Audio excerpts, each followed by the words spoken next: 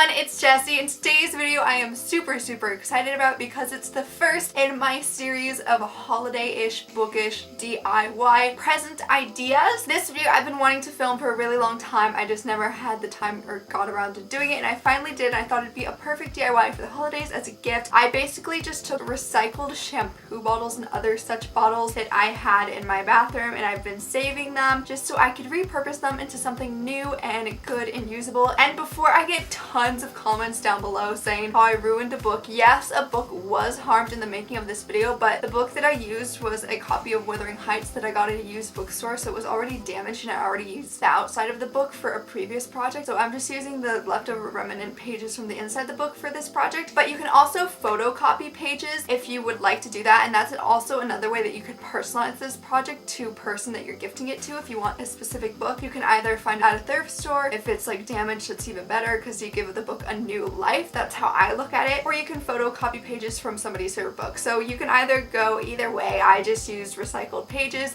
and recycled shampoo bottles for this project. What these are little book page decoupaged jars, and each of them are different. In this video I made a few and I collabed with my friend Stephanie. She helped me. She was the one to cut the tops off the bottle because I was too scared to do it because I had bad experience cutting my finger open in the past, like to the bone. Precarious cutting is not my thing. I will explain the supplies and everything you need for this video, so let's hop right into this DIY. I hope that you guys enjoy it. I hope that you guys stay tuned and subscribe to my channel to see more of these DIYs coming soon.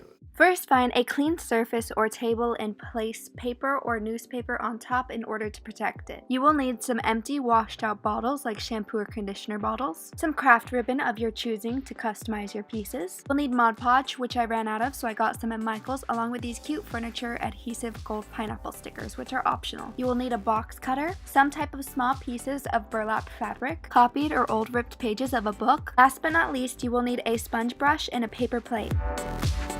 The first thing you're going to do is take your box cutter knife and cut off the tops of your empty shampoo, conditioner, or whatever bottles you use.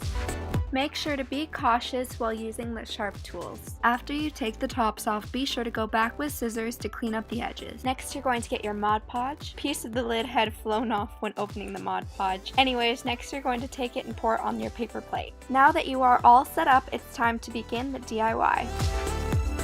Get your foam brushes and pieces of pages together and be sure to rip them up into smaller pieces however you like. It doesn't have to be like perfect cuts or anything, just rip them. And take your Mod Podge, begin painting a light layer on the bottle in one spot so it doesn't dry. Place the paper on top and then you just paint another thin layer of the Mod Podge on top to seal it in. Don't worry about trying to get your page pieces to perfectly fit at the top. You can cut the trim and excess off once the project is dry. Now repeat the process until you've covered the entire surface area.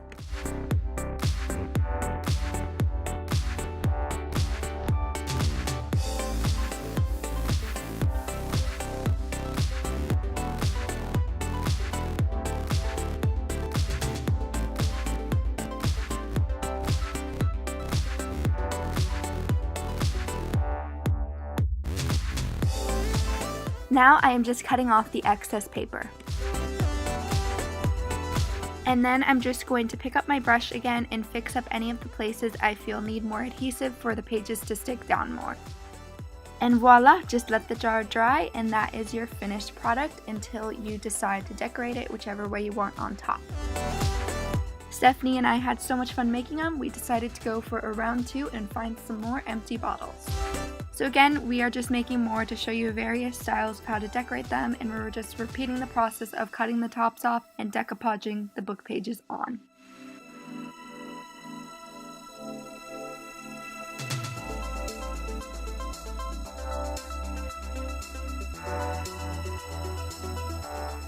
Repeating now, just cutting the tops off some other jars, and then next we are going to move on to the decorating part. The first thing I decided to use was this burlap fabric. I decided to go with the strand one rather than the cut square pieces. So I'm just going to cut a piece that I feel is appropriate, then begin folding it whichever way I want to try to get a feel of where I want it and how I want it to look on the jar. Next, I went ahead and picked the Christmas ribbon that I wanted to use on top of the burlap to make it stay. And you might want somebody to help you with this to hold the burlap in place while you tie the bow. You can also choose to glue the burlap down, that way you don't need somebody holding it. I just didn't have my hot glue gun on me, so I just made it secure with the bow. And Stephanie and I switched places since she's better at tying bows than me, so I just cut the ribbon and she tied it to make it pretty.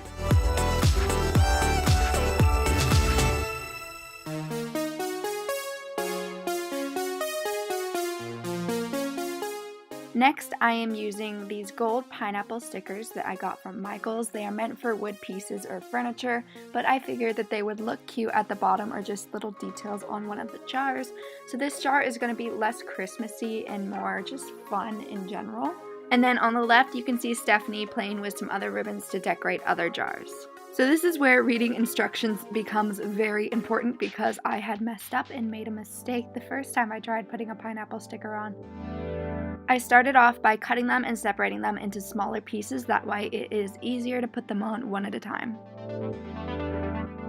And then following the instructions, I am peeling off the white paper backing, and then you stick the pineapple on the place where you want it on your jar. Make sure to be slow and careful when peeling as you don't want to rip it. And then they give you like a credit card hard piece of plastic within the kit, and then you just take that credit card once you've placed the pineapple where you want it to and rub on top until you think it is secure, and then slowly peel back the plastic so you don't rip the pineapple or take it off. And it might not be fully secure the first time around, so you just go back and repeat the process of trying to rub it on, and eventually it shall stick.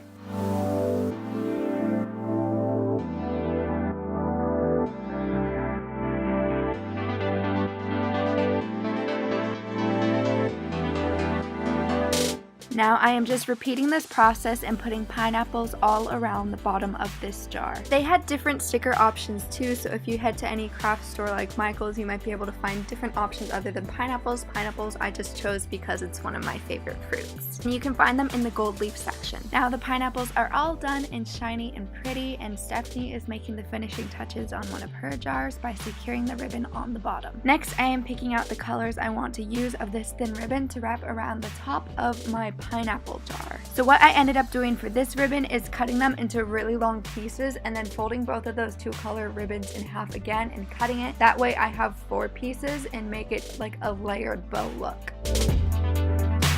Once again, I attempted tying the bow myself, but then just ended up handing it over to Stephanie since she's kind of a perfectionist and she always has a way of making the bows look super pristine and nice. Now there are infinite ways to customize these jars with any ribbon you want, but that is just how we decided to decorate a few of them. So now it is time for the big reveal.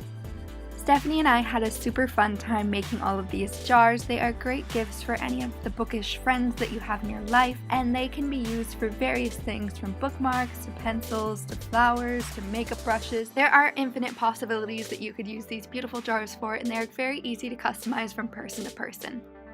So that pretty much wraps it up for this video. Be sure to like this video and subscribe if you want to see more videos from me, Jessie, and hopefully I will have another Christmas bookish holiday gift video coming soon. Also, if you guys attempt this DIY, be sure to send me pictures or tag me in them because I would love to see your creations. Thank you so much for watching, book nerds!